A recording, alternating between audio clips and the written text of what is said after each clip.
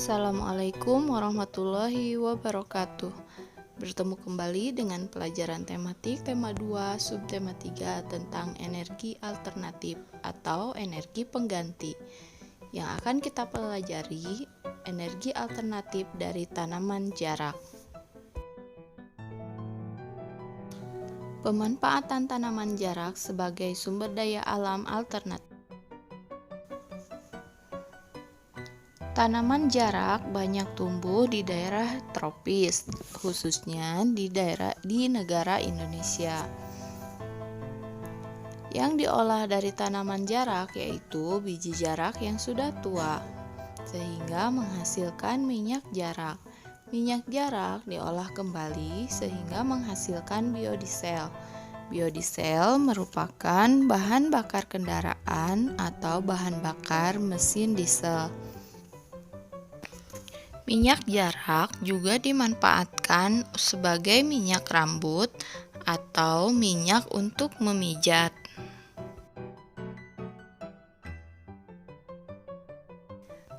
Keunggulan pemanfaatan sumber daya alam tanaman jarak sebagai sumber daya alam alternatif. Yang pertama, mudah untuk dibudidayakan karena di Indonesia termasuk daerah yang tropis. Yang kedua, pengolahannya sederhana karena tidak memerlukan teknologi yang tinggi sehingga masyarakat umum pun bisa ikut mengolahnya. Yang ketiga, banyak membuka lahan pekerjaan. Bisa menjadi orang yang menanam tanaman jarak atau yang memproduksinya.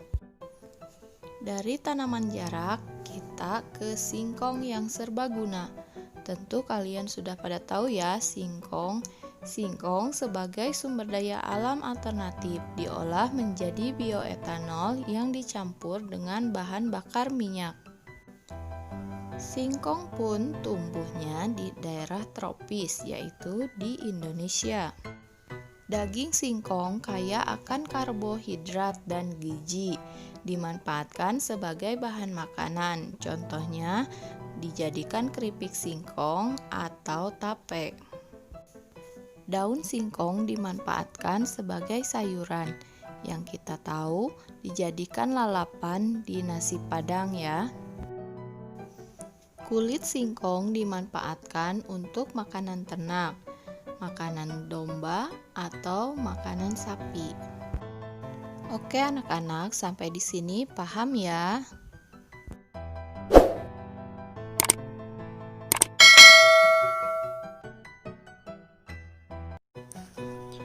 Hak dan kewajiban kita terhadap energi minyak bumi. Minyak bumi merupakan sumber daya alam yang tidak dapat diperbaharui.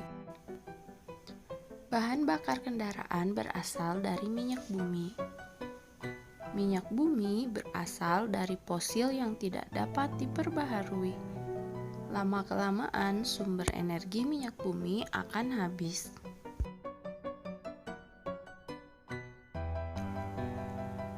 Hak kita memanfaatkan minyak bumi. 1. Mengisi bensin pada motor atau mengisi solar pada mobil. Kewajiban kita dalam memanfaatkan minyak bumi. Memakainya dengan sebijak mungkin. Kita bisa berjalan kaki jika jarak tujuan kita dekat tanpa harus pakai motor atau mobil. Menggunakan energi alternatif seperti penggunaan biodiesel dari minyak jarak atau bioetanol dari singkong. Mengajak orang lain untuk menghemat energi, karena menghemat energi tidak cukup hanya dilakukan oleh 1 atau 2 orang saja. Hak dan kewajiban terhadap lingkungan. Kewajiban yang harus kita lakukan terhadap lingkungan, yang pertama, tidak membuang sampah sembarangan. Yang kedua, melakukan penanaman kembali pohon yang ditebang. Yang ketiga, menggunakan jenis kendaraan yang ramah lingkungan. Yang keempat, menghias lingkungan taman atau kebun dengan bunga atau tanaman hijau. Hak yang akan kita peroleh jika melakukan kewajiban kita, menikmati segarnya lingkungan hidup, mendapat pasokan air yang bersih dan sehat, dan kebutuhan protein hewani dan nabati kita terpenuhi dengan lebih baik. Oke anak-anak, sekian pembelajaran dari Ibu. Assalamualaikum warahmatullahi wabarakatuh.